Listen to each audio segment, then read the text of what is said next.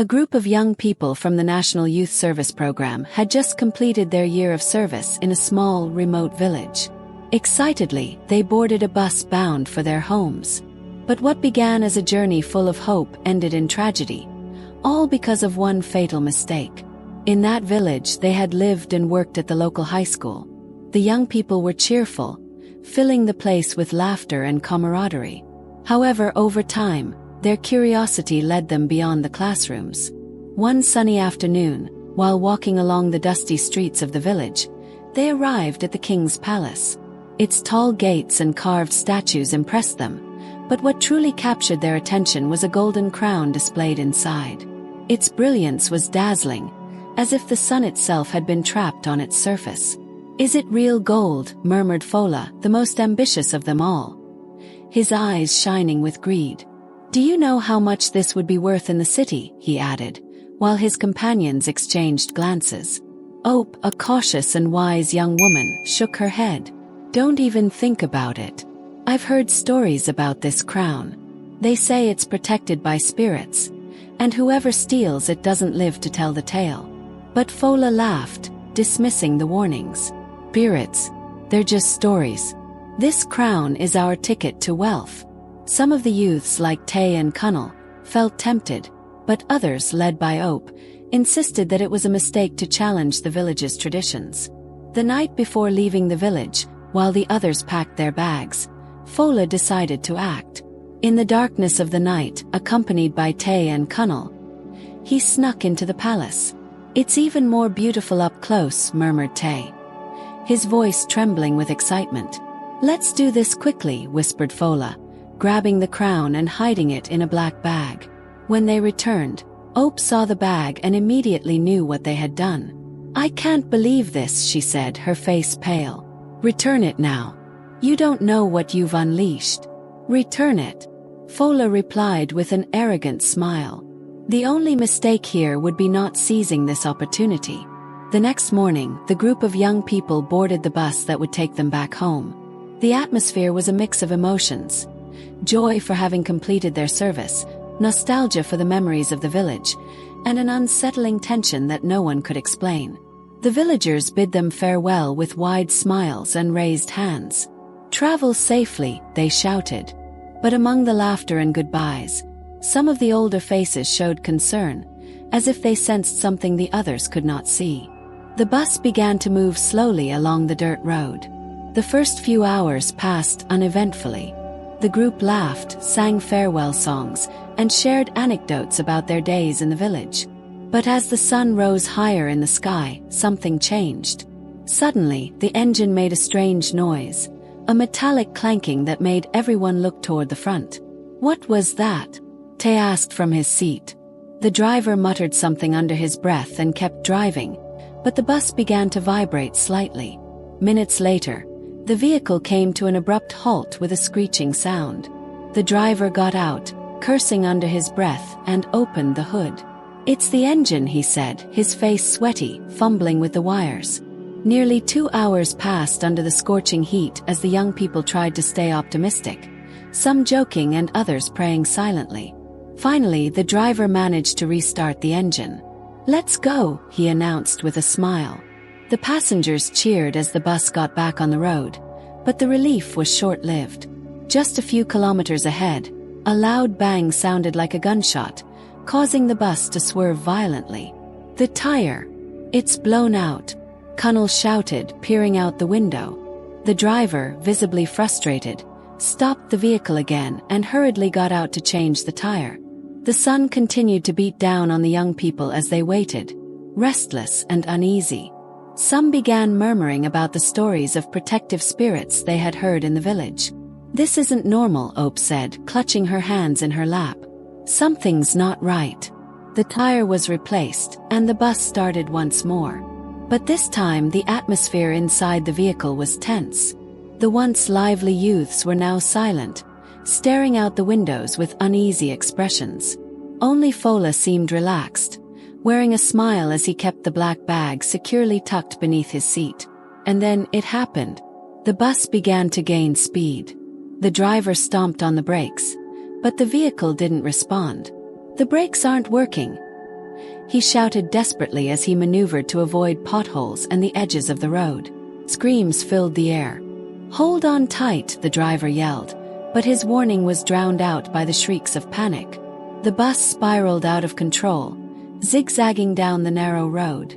Some of the youths prayed aloud, others screamed the names of loved ones, and some simply closed their eyes, bracing for the worst. The bus veered off the road and plunged down a slope. The impact was deafening. The structure of the vehicle groaned as it broke apart, hurling passengers forward like rag dolls. Dust, screams, and the clanging of metal against the ground filled the air. When silence returned, it was terrifying. The bus lay overturned, and the once bright sun now seemed dim through the floating dust. Fola, dazed, opened his eyes and looked around. The black bag was still under his seat, intact, as if the crown inside were mocking him. 3 of his companions lay motionless, their lives snuffed out in an instant. Others groaned, suffering injuries ranging from cuts and bruises to severe fractures. The driver stumbled out of the bus, shouting for help as the survivors struggled to escape the wreckage. But Fola didn't move right away. He stared at the black bag, feeling an unbearable weight on his chest. It wasn't just the physical weight of the crown but the realization of what he had done. "This is my fault," he murmured to himself, his voice breaking. But instead of facing the consequences, he grabbed the bag tightly and fled the scene, leaving behind the chaos his greed had unleashed. When Fola arrived home, something felt different. It wasn't just the exhaustion of the journey or the echo of screams from the accident. It was a sense that something dark had followed him. His younger brother, Tund, ran to greet him, his innocent laughter filling the room. "Brother Fola, you're back," he exclaimed, hugging him tightly. Fola forced a smile as he quickly hid the black bag behind his body. "Yes, Tund, I'm back. Now go and play." That evening, as the family shared dinner, the atmosphere was strange. The meal, usually lively with stories and laughter, was filled with uncomfortable silences. Fola's father, a strong and energetic man, observed him with questioning eyes. "You seem worried, son. Did something happen in the village?" "Everything's fine, Dad," Fola replied quickly, lowering his gaze to his plate. But inside, he felt a knot tightening with every lie. The calm didn't last long. That same night, while Tund was bathing, he slipped on the wet bathroom floor. The sound of the fall echoed through the house. They rushed to him, but when they found him, he lay still, a thin line of blood trickling from his head. Fola's mother's screams filled the home as they tried to revive the boy. But it was too late. Tund was gone. The pain was indescribable. Fola's mother wept inconsolably, holding her youngest son's lifeless body, while his father, usually strong as a rock, crumpled in a corner. Fola stood frozen, the black bag still hidden in his room, a silent witness to the disaster he had brought. Just weeks after Tund's tragedy, Fola's father, a man who rarely fell ill, began to weaken. At first, it was just minor aches he dismissed as fatigue. But soon, his hands trembled when lifting a cup of tea, and his walk became unsteady and slow.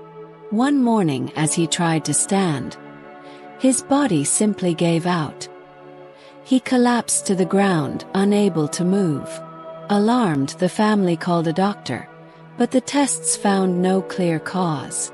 "It's a stroke," they eventually diagnosed, though even the doctors seemed puzzled by how rapidly the condition had progressed. "This isn't normal," Fola's mother whispered to a neighbor, tears streaming down her face. "First Tund, now my husband. It's as if a shadow has fallen over our home." In desperation, Fola's mother called a prophet, a man known in the community for his spiritual gifts. When the prophet arrived, his expression was serious. He walked slowly through the house, examining every corner, every shadow. Finally, he stopped in the living room, closed his eyes, and murmured words in an ancient tongue. "There is a presence here," he said at last, his voice deep. "A curse has fallen upon this family. Someone has taken what does not belong to them, and until it is returned, this house will find no peace." The silence that followed was heavy. Fola's mother looked at her sick husband, then at her eldest son, searching for answers. "What does this mean?" she asked, her voice trembling. Fola felt his heart pound violently. He knew the prophet was speaking about him. He knew the crown hidden in his room was the cause of everything. But he said nothing. "I haven't taken anything," he murmured, avoiding his mother's eyes. The prophet studied him intently but said no more. "Return what was stolen," he warned before leaving, "or the suffering will continue." In the days that followed, the house was filled with pain and despair. Fola's mother cared for her husband day and night, while the tears over Tund had yet to dry. But Fola, locked in his room, remained silent. Each night, he would take the crown out of its hiding place and stare at it. Its golden surface, once a symbol of wealth and success to him, now seemed like a cruel taunt. "This is all my fault," he whispered to himself. But even then, his greed remained stronger than his fear. "I just need to sell it," he told himself over and over. "With the money I can pay for the best doctors. I can fix everything." But deep down he knew it was a lie. Nothing could bring Tund back. Nothing could undo the damage already done. Each time he looked at it, the crown seemed heavier, brighter, as if mocking him. And yet, Fola couldn't let it go. Fola could no longer bear it. Carrying the crown, he set out on the journey back to the village. Each step was torment. Shadows followed him, and invisible whips lashed his back, reminding him of his transgression. When he arrived at the palace, he knelt before the king and placed the crown at his feet. "Forgive me, your majesty," he said through tears. "I didn't know what I was doing." The king looked at him sternly. "The crown always finds those who steal it. But the price you have paid is already too high." As Fola left the village, a messenger arrived with devastating news. His father had passed away that very morning. Fola collapsed to the ground, crying for all he had lost. Burdened by his guilt, Fola wandered aimlessly until he reached a river. He gazed at his reflection in the water and whispered, "Everything I've loved, destroyed by my greed." Without another word, he stepped into the river and disappeared beneath its waters. The village spoke of his fate for generations, remembering the lesson his story left behind. Greed is a fire that consumes everything in its path.